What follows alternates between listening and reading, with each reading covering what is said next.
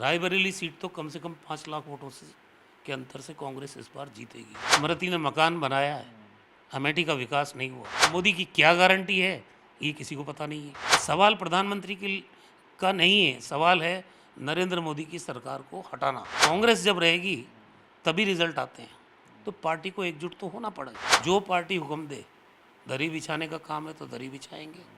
Party को जिंदा रखना है, पार्टी को मजबूत करना है, उसी में अपना जीवन चल रहा है आगे से। डॉक्टर रघु शर्मा कांग्रेस के वरिष्ठ नेता हैं। रघु जी, क्या लग रहा है, इस बार खूब चर्चा है रायबरेली और अमेठी, किस तरह का माहौल आपने वहाँ देखा? देखिए, दोनों सीट कांग्रेस पार्टी जीत रही है। सबसे पहली बात तो ये, पब्लिक वहाँ की खुद चुनाव लड़ रही थी। जब आम आदमी चुनाव लड़ने लगता है तो फिर परिणाम क्या आएंगे वो सबको समझ में आता है। रायबरेली सीट तो कम से कम 5 लाख वोटों से के अंतर से कांग्रेस इस बार जीतेगी, और अमेठी भी शानदार बहुमत के साथ कांग्रेस पार्टी जीत रही है।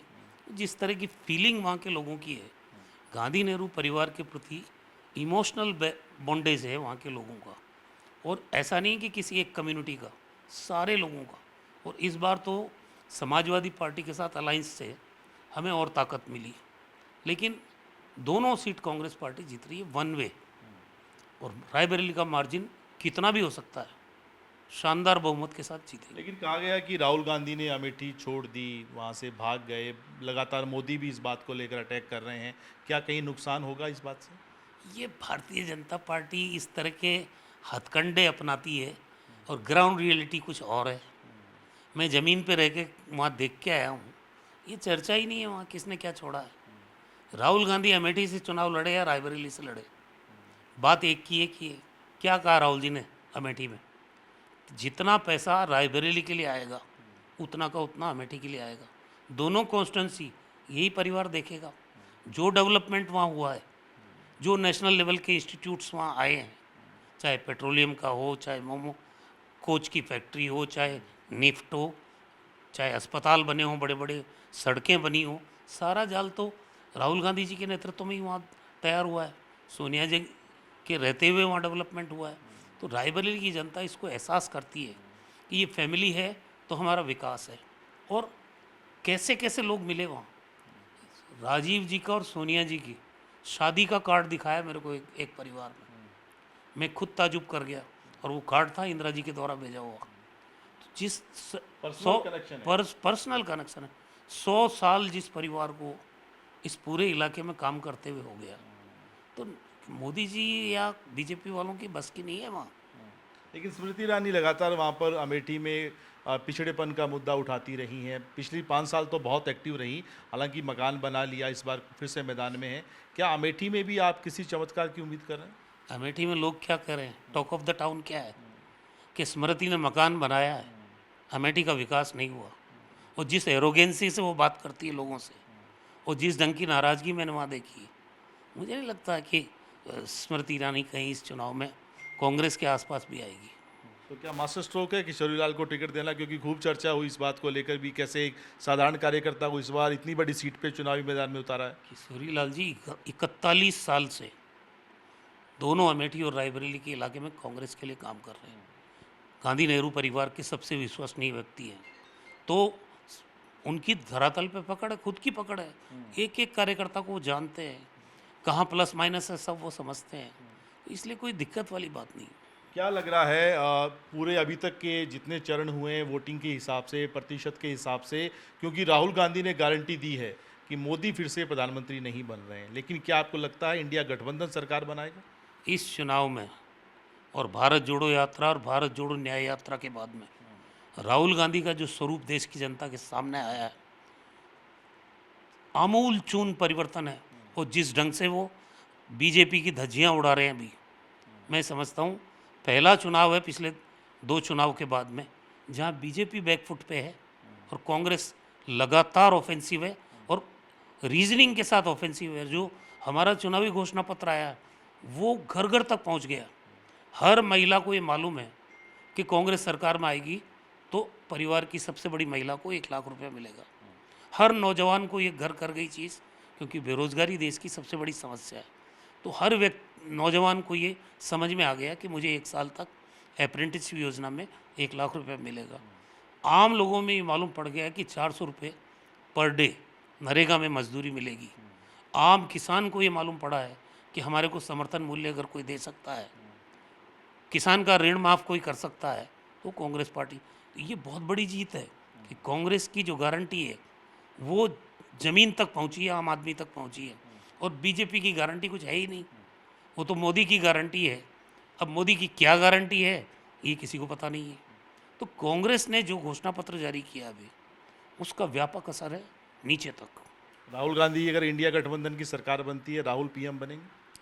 देखिए, वो तो प्रधानमंत्री की पूरी योग्यता तो है ही है उनमें, बाकी तो ये इंडिया गठबंधन को तय करना है।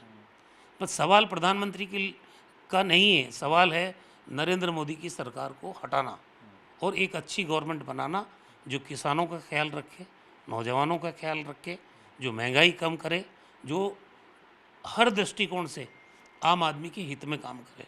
लेकिन कांग्रेस का कार्यकर्ता चाहता है कि राहुल पीएम बनना चाहिए अगर सत्ता में वो लोग आते हैं। नहीं, सभी चाहते हैं, भावनात्मक रूप से जो भी लोग हैं वो यही चाहते हैं कि राहुल गांधी में वो सब गुण हैं। लेकिन ये क्योंकि हम गठबंधन में लड़ रहे हैं तो फैसला तो गठबंधन करेगा। लेकिन ये जहाँ तक सवाल है कि वो प्रधानमंत्री बने, ये भावना तो सबकी है। क्या राजस्थान में जिस तरह से चुनाव लड़ा गया, पहला सवाल तो कि क्या बेहतर चुनाव लड़ा जा सकता था? खासतौर पे टिकट वितरण को लेकर खूब सारी बातें हुई। और दूसरा, क्या उम्मीद देख रहे हैं 25 सीटों में आप? देखिए, अच्छी लड़ाई हुई। कांग्रेस के लोगों को खुद को नहीं मालूम था कि नीचे सारी स्थितियां बदल चुकी है। अगर ये एहसास पहले होता, मैं तो कई बार कहता हूँ कि राजस्थान का चुनाव अगर चौथे या पाँचवें चरण में होता तो आपको स्थितियाँ एकदम पलट लगती। अभी भी हमारे जिन उम्मीदवारों ने शानदार चुनाव लड़ा है वहाँ परिणाम अप्रत्याशित रहेगा। हमारी जो लड़ाई है आधे से ज़्यादा सीटों पर, वो शानदार तरीके से लड़ेगी, परिणाम बहुत अच्छा आएगा राजस्थान में कांग्रेस के लिए। क्या कुछ सीटों का प्रिडिक्शन आपने किया हो? भाई 10-12 सीटों पे तो शानदार लड़ाई हुई है और परिणाम भी हम उम्मीद करते हैं कि उन्हीं में आएगा। लेकिन राजस्थान में एक जो खेमेबाजी की बात लगातार होती है, गहलोत खेमा, पायलट खेमा, अब कहते हैं कि डोटासरा खेमा भी है। आपको लगता है अभी भी संकट है, खासतौर पे कार्यकर्ताओं के बीच भ्रम की स्थिति रहती है? देखिए, मैं इस बात को मानने वाला हूँ कि बात कांग्रेस की ही होनी चाहिए। खेमे से तो नुकसान ही होता है, लेकिन कांग्रेस जब रहेगी तभी रिजल्ट आते हैं। तो पार्टी को एकजुट तो होना पड़ेगा और एकजुट हो भी रही है, ऐसा नहीं है। इस चुनाव को जहाँ लड़ा गया ढंग से, वहाँ एकजुट होकर ही लड़ा गया है और जहाँ एकजुट होकर लड़ी कांग्रेस, वहाँ जीतेगी कांग्रेस। संगठन में अब बदलाव की कवायद चल रही है, किस तरह की लीडरशिप आने वाले दिनों में देखते हैं? कार्यकर्ता तो कहते हैं कि रघु जी को भी वापस मोर्चा संभालना चाहिए। नहीं, मैं तो कांग्रेस का काम कर ही रहा हूँ और ये सब फैसला करने का काम हाईकमांड का है। और हम तो हमेशा, जब से मैंने होश संभाला है, कांग्रेस हाईकमांड जो कहता है हम उसके साथ रहे।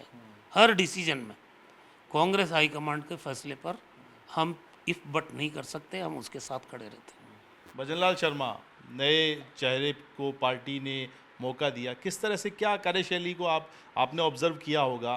क्या आपसी जो सहयोग नहीं मिल पा रहा, परेशान है उस वजह से?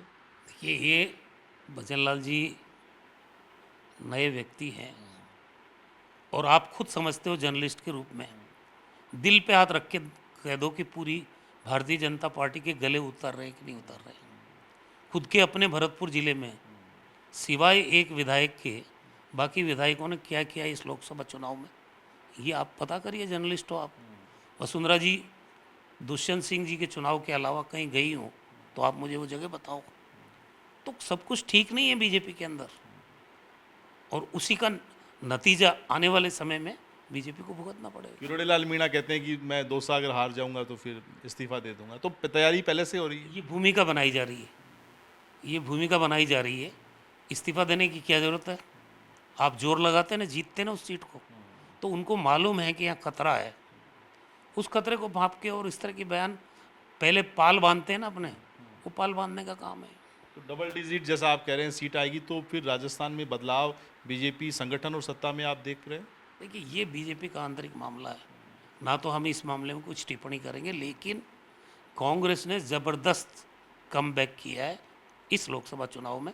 और मैं आपको कह रहा हूँ कि हमारी सीटें विधानसभा में भी कम नहीं आई, 71 सीट्स आई थी हमारी। तो कुछ हमारी गलतियाँ रही, मलाल है इस बात का कि इस बार सरकार बना सकते थे, नहीं बना पाए। 100% कांग्रेस की सरकार बन रही थी, हम बना नहीं पाए, कारण बहुत सारे हैं। अगर सब कुछ ठीक रहता तो सरकार रिपीट होती। जिम्मेदारी तय नहीं हो पाई उस हार की। ये तो हाईकमांड के ऊपर है, क्योंकि जो सच्चाई है वो हाईकमांड के सामने है सब चीज़। कांग्रेस का हर कार्यकर्ता समझ रहा चीज़ों को कि ये चुनाव जो विधानसभा का हुआ, ये कांग्रेस की सरकार बनने से कोई रोक ही नहीं सकता था। फिर भी हम सरकार नहीं बना पाए, तो कोई तो कारण है, वो सामने है। खड़गे साहब की लीडरशिप को कैसे देखते हैं, क्योंकि बहुत सारी चीज़ें उनके आने के बाद ठीक भी हुई हैं। बहुत मैच्योर लीडर है, 11 चुनाव तो उन्होंने पहले जीते हैं और ये राज्यसभा में आए हैं। इतना लंबा अनुभव जिस व्यक्ति का, जो ब्लॉक कांग्रेस के अध्यक्ष से लेके राष्ट्रीय अध्यक्ष तक बने हैं। मैं तो गुजरात का प्रभारी था, कोई दिन ऐसा नहीं जाता था जब खड़गे साहब खुद टेलीफोन करके पूछते नहीं थे।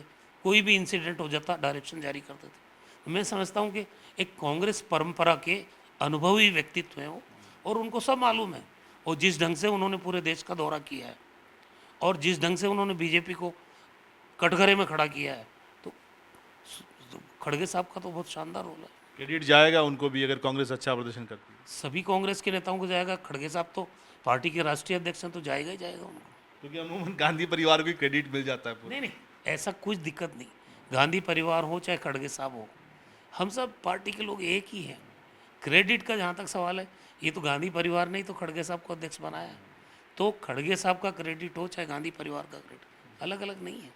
एक सवाल ये है रघु जी कि अब बदलाव की ओर बढ़ रही है राजस्थान में भी कांग्रेस, नई लीडरशिप कैसे कमान संभाले आप अपने लिए, अब क्योंकि संगठन में एक लंबा अनुभव रहा है, किस तरह की भूमिका, किस तरह का रोल आप लोग देख रहे हैं आने वाले दिनों के लिए? देखिए, हम तो एक बात जानते हैं कि कांग्रेस के वर्कर के रूप में हमने काम शुरू किया। अभी भी मैं रायबरेली में एक सामान्य वर्कर की तरह से काम करके आया हूँ। जहाँ पार्टी मुझे भेजती है, फिरोजपुर भेज रही है, एक सामान्य वर्कर की तरह हम जाएंगे, काम करके आएंगे। ये हमारा सोचने का विषय ही नहीं है कि पार्टी आपको क्या जिम्मेदारी देती है। पहले इन्होंने कहा मंत्री बनाया, हमने अच्छा काम किया। पूरे कोरोना में देश भर में सबसे अच्छा मॉडल अगर कहीं दिया तो राजस्थान ने दिया। मैं ही स्वास्थ्य मंत्री था। फिर पार्टी आदेश मिला कि आपको गुजरात में काम करना है, वहाँ परिणाम अच्छे नहीं आ पाए। ये जो अभी समझौता हुआ इंडिया गठबंधन का, क्योंकि 12.5% तो आम आदमी पार्टी ले गई वोट, 27.5 हमारा आया। हम अगर उस वक्त भी मिलके लड़ते तो परिणाम कुछ और होता, लेकिन वो तो जो हुआ। अब परिस्थिति है कि जहाँ काम करने का मौका, जो पार्टी हुक्म दे, दरी बिछाने का काम है तो दरी बिछाएंगे। पार्टी को जिंदा रखना है, पार्टी को मजबूत करना है, उसी में अपना जीवन चल रहा है आगे से। भूमिका कोई भी हो, काम करने के लिए तैयार। बिल्कुल, पार्टी जो भूमिका देती है हम उस काम को करते हैं। छोड़ा ना मैंने मंत्री का पद, गया गुजरात, और जिस मोदी और अमित शाह से मुकाबला पूरे देश में कांग्रेस कर रही है, ये उन्हीं का खुद का गृह राज्य है। तो मैंने तो मना नहीं किया, मैं गया वहाँ, मकान लेके रहा वहाँ पूरे टाइम। ठीक है, हम परिणाम नहीं ला पाए, लेकिन पार्टी का आदेश माना ना हमने। आगे भी जो पार्टी हुक्म देगी वही करेगा। आप मोदी की बात कर रहे हैं, 400 पार का नारा काम नहीं कर रहा। हवा निकल गई इस दौरे। अब वो खुद ही नहीं बोल रहे हैं। जो लोग 400 पार बोल रहे थे, मोदी जी खुद बोल रहे थे। अब आप कहीं सुना पिछले एक चरण के चुनाव के बाद में ये बात कहना बंद कर दिया बीजेपी के लोगों ने। हवा निकल गई उस 400 पार के नारे की।